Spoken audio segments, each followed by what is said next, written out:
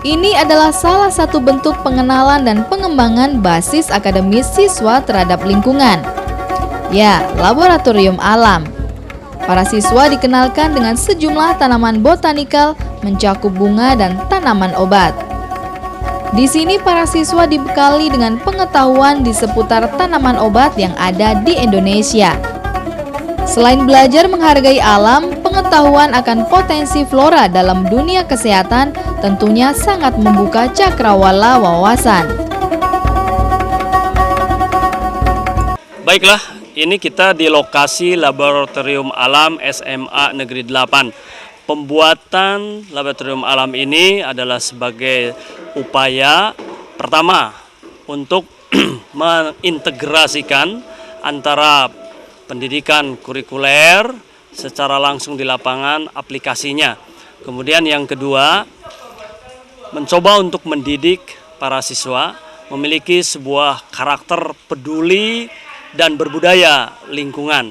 Oleh karena itu di SMA Negeri 8 sekarang sudah ada 2 ekstrakurikuler yang ada kaitannya dengan peduli lingkungan. Yang pertama KEPAL, dan itu sudah lama berdiri.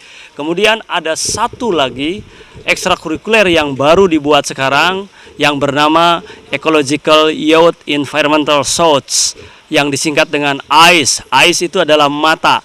Oleh karena itu, kepada siswa-siswa kita ditanamkan sebuah moto, buka mata, buka hati. Mata itu disingkat menjadi M-nya memelihara, A-nya alam, T-nya titipan, A-nya Allah. Jadi memelihara alam, titipan Allah. Buka mata, buka hati, memelihara alam, titipan Allah. Kemudian juga laboratorium alam ini diantaranya kita ada tadi pembibitan tanaman, kemudian juga ada tanaman obat yang disingkat dengan tobat, kemudian secara umum adalah botani.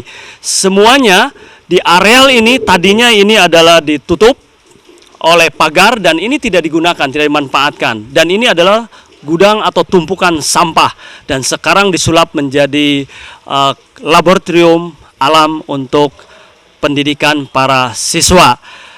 Sampah-sampah di sekolah kita, di sekitar sekolah kita, yaitu sampah-sampah organik daun-daunan, sekarang dikumpulkan. Yang tadinya dibuang, bahkan dulunya dibakar, sekarang tidak lagi dibakar tapi dimanfaatkan untuk pembuatan kompos. Nah, di dalam pembuatan kompos itu merupakan satu pelatihan dan pendidikan bagi siswa bahwa pada dasarnya semuanya merupakan karunia Allah. Tidak ada yang namanya sampah pada hakikatnya, tetapi semuanya bisa digunakan kembali, reuse, bisa diolah kembali, recycle, misalnya, kemudian bisa diminimalisir menjadi sesuatu yang tidak bermanfaat. Kemudian juga tanah-tanah yang kosong itu ada replant, kita ditanam ulang dan sekarang sudah nampak hasilnya, baik itu tanaman obat, botanis secara umum, juga tanaman-tanaman ya seperti jagung dan buah-buahan. Laboratorium alam ini ada tujuan yang sangat mendasar sekali bagi siswa, yaitu bersifat futuristik ke depan, mendidik satu kesadaran peduli dan berbudaya lingkungan. Itu yang kedua, futuristik ke depannya memberikan sebuah inspirasi bahwa mereka pada dasarnya dibina, dicetak bukan untuk menjadi, sebut dalam tanda kutip, mencari pekerjaan atau menjadi karyawan, tetapi justru mereka harus menjadi pengusaha-pengusaha.